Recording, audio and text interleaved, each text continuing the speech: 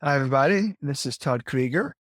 Today, I'm going to be answering some questions that have been asked me about how to deepen emotional connection after infidelity. Now, as I've been doing in the past, I took the 5 best questions and I'm answering them one by one. Oftentimes, they're very connected and linked. Um, Infidelity, difficult. We have work to do. There's disillusionment. There's lots of pain. Pain of betrayal is difficult, so difficult for the person who was betrayed. For the person who did the betrayal, not easy, being caught, being exposed, having to come face to face with your own shadow sides, your own flaws, your own self absorption, whatever it might be. So, as you do some of the work that I've been talking about, hopefully many of you have been listening to some of the talks that I've been giving on infidelity. We, at some point, though, need to realize how important communication is and how to develop a deeper connection with our partner. So, people hear me talk about the phrase emotional muscle. And so, I've been asked, how do we develop emotional muscle together? And, what does this mean, emotional muscle? Why is that important? Um, how do we do it? Um, and the way I look at life sometimes is we can at any moment live our lives in a tension reductive way or a tension explorative way. A tension reductive way means I have tension and I immediately do something to reduce my tension. A tension explorative uh, path is to basically say, okay, I'm going to explore my tension. I'm not going to always immediately try to get rid of it. Explore it. I'm going to feel it. I'm going to bear it. I'm going to learn from it. Of course, I'm going to encourage you to go that second path, the path of tension exploration. Now, how does that work in a couple where there's been infidelity and they have to learn how to communicate about that as well as many other things? Well, it's obvious when you're talking about very emotionally charged conversations, both people are going to get feelings evoked. Both people are going to have pain evoked, not just the person who's betrayed, not just the person who did the betrayal, but both. And so let's say I'm a person who betrayed my partner, and my partner sees a scene on TV that took place, some romantic scene that took place in the city that let's say I'm the person who's betrayed, or who did the betraying, that I had the affair with in that city. And my partner goes, I need to want to watch this TV show anymore. I'm sick about it. I feel nauseous. I hate this. I hate that I watch a show and then this happens. And I talk about triggers. I'll be talking about triggers in this recent future coming up. But that evokes feelings in you. First of all, you might have been enjoying the show and then suddenly that changed. Everything changed. You're feeling, maybe you're a human being. You're disappointed that he or she, let's say I'm the person who did the betrayal. So in my case, let's say it's she, doesn't want to watch the show anymore. So that's one level of disappointment. But then of course, I feel frustrated. I wish she'd be over it by now because I don't want to feel this pain. Maybe it evokes feelings of fame. God, look what I did. Look how I've hurt this person. However, my partner's in pain in that moment. So if I were to live a tension reductive way in this moment, I might just say, oh, forget it. Can't even watch a show and walk out of the room because I have tension. So if I walk out of the room, maybe my tension could subside. Not helpful for the relationship, not really helpful for me either, but it does reduce my tension immediately. Or what if I yell, I can't believe you're not getting over it. Or I can't believe it's just a TV show. It's just a TV show. Or We've already talked about this stuff. Okay. All those are tension reductive processes that don't really do anything to develop your relationship. But what if you were to take on the mindset of, okay, I'm going to develop my emotional muscle, just like people that do weights or do cardio to work out their heart muscle. They are willing to be uncomfortable and bear the tension of that experience of developing physical muscle. So you are willing to develop the emotional muscle. You are willing to take on that tension. So in my little hypothetical situation, my partner is watching a show. She gets triggered because of seeing that particular couple in a particular city that maybe I cheated in, and I feel all those feelings. I take a breath or two or five. I feel my feelings. I stay focused on her. That's emotional muscle. I'm not just right away getting rid of my tension. I go, oh, wow. For you to not want to watch that show, it tells me you're in a lot of pain about this, seeing that city and reminding you of that couple in that city. And I'm here. Talk to me. Tell me more. What are you feeling? What's going on with you? Now, that is a way to develop emotional muscle. So, the way to develop emotional muscle, the first step is a willingness to be uncomfortable, to feel your feelings and not just do something immediately to get rid of it. You're saying tuned into the other person, absolutely tuned into the other person. That's what develops emotional muscle. That's it. So, next question, because there's another phrase I use. I talk about emotional muscle. I always use the word attunement, which is probably my favorite word in as a couples therapist. Attunement, and the question is, what makes attunement different from just listening?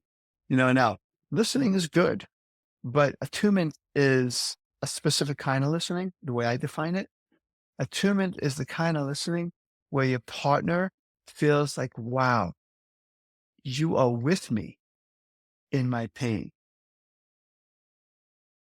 You're not just being non-defensive, which is great, but you are with me. And also, you are getting me. You are. And so, my hypothetical example of my partner who was betrayed by me, and watched that TV show. I go, okay, just following from the last answer. So wow, you must be in a lot of pain to not want to watch the show. Talk to me. What else is going on? My partner says, well, I just can't believe that you did this to me. And you actually went, you traveled 500 miles to that city to meet that person. Now, again, that emotional feeling comes up, but I'm wanting to develop that muscle so that I could help heal this relationship. And I stay attuned. So yeah, so it's just hard for you to believe that I I went through such effort to meet this person and kept that secret from you. And the partner says yes, and you go, I tell me more. And I need to understand. There might be a part of me wants to run the other way or whatever, but I need to be very tuned into the part of me that really wants to stay connected to her. She'll feel that. If I could come from that place, you'll feel it. You're tuning into me. You're staying with, and it's a two-way thing too. I mean, after the person who's betrayed is fully heard, that could switch back to you and you could share, wow, it's hard for me because I realized what I did has been so disruptive, even like this, having this nice time watching the show with you just got disrupted. And it's hard for me. And especially if the betrayed person had felt heard before, maybe that betrayed person can now stay tuned in and attuned to you. Yeah, I can imagine how you feel. You know, it's not easy. Now, mind you, the betrayed person isn't apologizing. And that person can even say, I'm not apologizing for what I'm doing. And the other person says, no, I get it. I get it. And I'm not. But I understand how that's difficult for you. All right. And anything else you want to tell me about that? Again, I am attuning to you. I am invested in giving you the sense that I am with you and I am trying to do my best to understand what you're experiencing. That's important. Question number 3. How how do we handle setbacks in our communication? I mean, that question is there a number of ways, but look, there's so many potholes in this experience. It's not easy. We have an ego.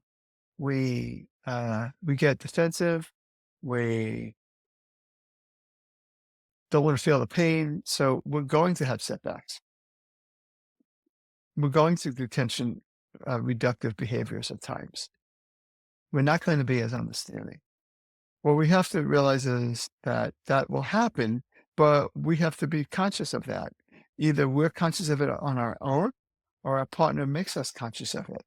If, as a couple, what you want to do is say, okay, no matter what I'm feeling, no matter what pain I'm feeling, no matter what pain you're feeling, our goal is to have better communication, to deepen our emotional connection, even after this infidelity. And so I will, uh, I will tell you when you're off. That's one way to do it. If you're being defensive, I liked the way you handled it yesterday. You weren't, but now you're being defensive. What I need from you is to be with me and not get defensive. And hopefully the other person goes, yeah, you're right. You're right. I had a reactive 10 seconds there. That's not going to work. Let me try this again. Let's do this over again. And you're willing to do it again because you understand that old behavior patterns don't just go away immediately. And so you don't give up at the first sign of a setback. You have to use that setback to repair it. And you try it again. You do it again and again and again. I use the metaphor a lot of my golfing since I'm still a relatively beginner golfer. For sure I am. I mean, compared to a lot of my friends that are around my age that have been doing this for decades, not me. And I continually, um, I have old habits, bad habits, not old. I haven't played that long, but I just have bad habits.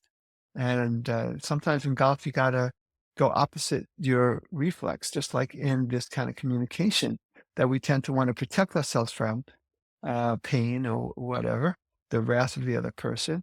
And we want to protect ourselves. It doesn't help. So I need to, uh, when I have a bad shot, to say, okay, minor setback. What can I do? What might I have done wrong? What can I learn from it? Or ask a friend, did you notice something I did wrong? Because I did it right last time. And I try to get back to it. When I hit that great shot, I pay attention to, oh, this is what I did. And so we have to constantly repair when we are not doing what we need to do and make repair a very important word. Attunement is probably my favorite word. Repair might be my second favorite word when it comes to couples. So you want to handle setbacks by understanding it, accepting that they come, and then doing better, practicing, practicing, practicing, practicing. Question number 4, how can we tell if we're making progress? Like, what does progress look like? Well, what progress can look like is you are not fighting as much. There's a feeling, even when you talk about difficult things, of you get me, that you're connecting with me, you're listening to me, you're attuning to me. The person I mean, both people, but you feel like a little more freedom at expressing yourself because you know that you'll handle it well. And if there's a setback, you repair it quickly. So that's kind of what it looks like. It also, progress oftentimes looks like we spend, as time goes on, because we're doing this work of communication, we spend more time not, well, I'll say less time communicating about the crisis of infidelity and more time about other things. That takes time and we got to be patient. But that's how we can tell too if we're making progress. We're spending more time playing and less time fighting. When I've seen couples that have been, where there's been infidelity and they have been quarreling and stuck in conflict for a long period of time, it's really because they're not doing what I'm saying here. They're not deepening the emotional connection. They're not developing the emotional muscle. They're not practicing attuning to the other person. That's really what keeps progress from happening. So it's almost a slam dunk that progress will happen when you do that. I mean, the only thing that would stop that progress is if somebody has another agenda. They really want to end the relationship. They're not willing to.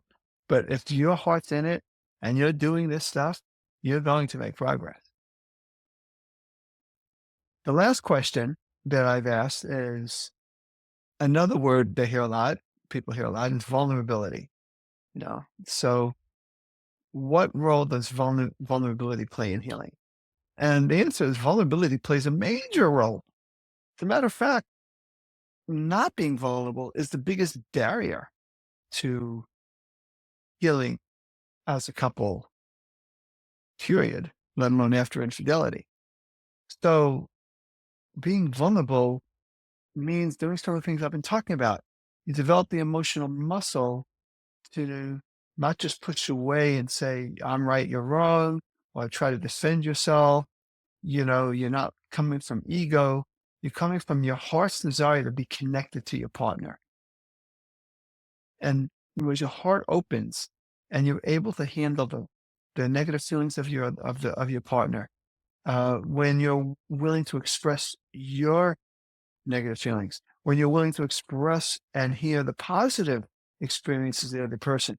Basically, vulnerability is the act of letting my insides be seen by you, especially the parts of my inside that uh, require your tenderness, your tender loving care, your listening. I'm the vulnerability when I'm vulnerable, if I'm taking a chance on my partner, and now if I'm vulnerable and my partner reacts in a tension reductive way, and I'm like, oh, that vulnerability didn't pay off. That's what we got to quickly repair so we can get back to vulnerability.